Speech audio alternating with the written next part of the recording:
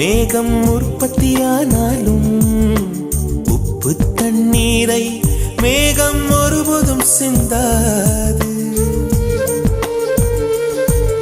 மலையில் விழுந்தாலும் சூரியன் மரித்து போவதில்லை. நிலவு கூலியூட்டி தன்னை நீட்டித்துக் கொள்கிறதே. மேகமாய் நானும் மாறேனோ, அதன் மேன்மை குணங்கள் காண்பேனோ.